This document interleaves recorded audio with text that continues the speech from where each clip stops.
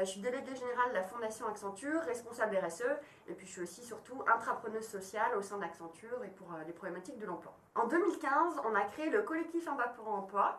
On était plusieurs entreprises à se saisir du champ de l'emploi, puisqu'il y a un véritable besoin social de s'occuper de cette problématique-là. Et moi j'ai contacté des véritables intrapreneurs sociaux dans les entreprises, donc Arnaud Habert chez Vinci, Delphine Lalu chez AG2R, Yann Tanguy chez SFR, Bruce Rock chez Adecco et moi-même. Et on s'est réunis, on s'est dit qu'il y avait peut-être quelque chose à faire sur l'emploi. Après, l'emploi c'est assez large, donc en fait on s'est saisi de la problématique des métiers en tension, puisqu'il faut savoir que chaque année, selon une étude de Pôle emploi, la problématique c'est qu'il y a 1,2 million de projets de recrutement d'entreprises, ça tombe bien, nous sommes des entreprises dans le collectif pour l'emploi, mais que finalement il y a 30% de ces jobs-là qui sont structurellement jamais pourvus parce que c'est des métiers en tension. On s'est dit que ça ne pouvait plus continuer et donc on a souhaité se réunir pour s'attaquer à cette problématique sociale-là. Après 5 entreprises comme ça au niveau national, finalement on se demande comment ça se passe sur le terrain. Donc nous on veut vraiment créer des circuits courts entre offre et demande d'emploi sur des métiers en tension. Comment on s'y prend? On part sur les territoires du besoin des entreprises et ensuite on intègre effectivement tous les acteurs de l'emploi qui sont pertinents. On fonctionne par itération, on contacte les bons acteurs uniquement par du bouche à oreille, on ne sélectionne pas tout le monde et on reconstruit ensemble des chaînes de valeur qu'on veut plus efficaces pour ces métiers en tension.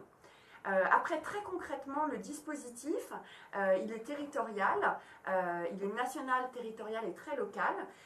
Au niveau national, on se réunit tous les mois, mais ça c'est la gouvernance. Au niveau territorial, on a choisi Seine-Saint-Denis, Lyon, Marseille comme nos 3 pilotes d'expérimentation. Et puis sur chaque territoire, on a monté une équipe qu'on appelle un triptyque, qui est donc composé à chaque fois, donc par exemple sur Marseille, c'est Vinci, Marseille Solutions, qui est une association, qui est un incubateur de solutions innovantes, et Accenture, qui recherche des solutions pour ces circuits courts. D'un point de vue juridique, on a décidé de ne pas faire de convention, de rien faire, parce qu'en fait c'est trop de contraintes. Donc au niveau national, nous n'avons pas de convention, on a uniquement une convention avec les associations de nos triptyques au niveau des territoires. Après, au niveau des autres acteurs, le service public de l'emploi, les autres associations, les entreprises, pour le moment, pas de convention. Alors, trouver des circuits courts entre offre et demande d'emploi, pour ça, il faut développer une approche qu'on a inventée. On était clairement page blanche. Donc d'abord, ce qu'on a fait, c'est quand même un diagnostic du territoire. Donc ça, c'est un vrai conseil, c'est-à-dire que si vous développez des alliances au niveau territorial, faites un diagnostic. L'essentiel du temps, ça a été surtout de trouver les bons acteurs et de passer du temps en entretien individuel avec ces acteurs. Une fois le diagnostic territorial réalisé et formalisé, pour le coup, avec les consultants que j'ai mis en mécénat de compétences, on a fait se réunir tous ces acteurs sur chaque territoire en une journée de co-création. Dans cette journée de co-création, sur la base des diagnostics, on avait identifié les métiers prioritaires, qu'on a validé avec les acteurs, et puis on a commencé à surtout regarder ensemble quels étaient les irritants en fait sur ces métiers en tension. Alors par irritant, on entend pourquoi est-ce que ça coince finalement sur ces chaînes de valeur pour l'emploi. Et puis ensuite, on a commencé à évaluer les pistes d'amélioration, c'est-à-dire comment mettre de l'huile dans la chaîne de valeur pour l'emploi. Ensuite, on s'est réunis en sous-ateliers. Alors tout ça, ça prend du temps quand même, mais pour se réunir à la fin, dans une deuxième journée de co-création, on est vraiment sur le plan d'action. Entre la première journée de co-création et la deuxième journée de co-création, on évalue le champ des possibles, les pistes, le plan d'action qu'on valide en deuxième journée de co-création. Et maintenant, on en a la dernière étape, l'expérimentation, avec des dispositifs précis sur chaque territoire pour l'année prochaine, je l'espère, aller direct vers l'essaimage. Un exemple, donc sur le territoire de Lyon, nous avons décidé de cibler les métiers de service à la personne. Pourquoi? Parce que 40% de ces métiers ont des projets de recrutement difficiles, donc c'était pertinent par rapport à la mission du collectif pour l'emploi, mais également parce qu'on avait les bonnes entreprises autour de la table qui étaient capables de dire exactement combien de projets de recrutement ils avaient besoin, et puis de travailler vraiment ensemble à partir de ce besoin de recrutement. Souvent on dit que le financement c'est le nerf de la guerre. Et bien la bonne nouvelle c'est que sur notre collectif c'est pas le cas, pour le moment.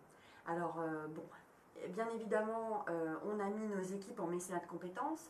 Au total c'est quand même 23 personnes depuis un an. Ensuite, on finance le temps des associations backbone sur chaque territoire, parce que effectivement, c'est des petites structures qui sont vraiment accélérateurs d'innovation, mais bon, il faut financer leur temps de travail.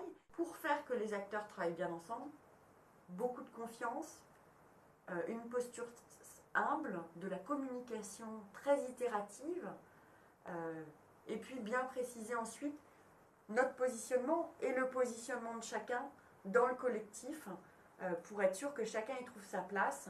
Évaluer, c'est important dans tous les dispositifs d'innovation sociale, de toute façon, pour montrer la preuve que le dispositif marche, il faut évaluer, et ce, dès le début. Alors nous, effectivement, on a commencé à évaluer notre dispositif à partir des 6 premiers mois, en confiant cette mission à un acteur externe.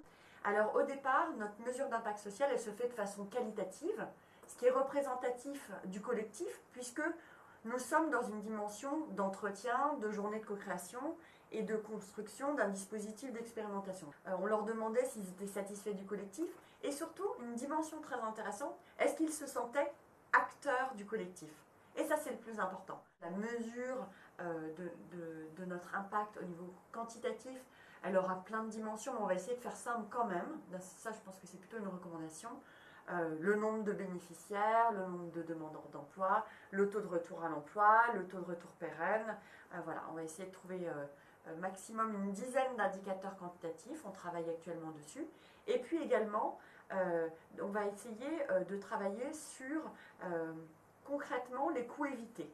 Donc ça, c'est également aux dispositifs, notamment les dispositifs d'accompagnement social plus traditionnels, quel coût on aura permis de leur éviter grâce au collectif Impact pour l'emploi. Sur la mesure d'impact, effectivement, quand on a interrogé les acteurs qui participent au collectif Impact pour l'emploi, on a été très positivement surpris de voir qu'en fait, chaque acteur rencontrait, grâce notamment à nos journées de co-création, au minimum 3 nouveaux acteurs qui agissent également sur le champ de l'emploi. Pour tous les acteurs, ce qu'on a mesuré aussi, c'est que notre collectif Impact pour l'emploi, c'était un moyen de donner de la visibilité aux différents dispositifs d'accompagnement social, aux différents dispositifs d'innovation sociale, aux différentes pratiques d'entreprise de recrutement.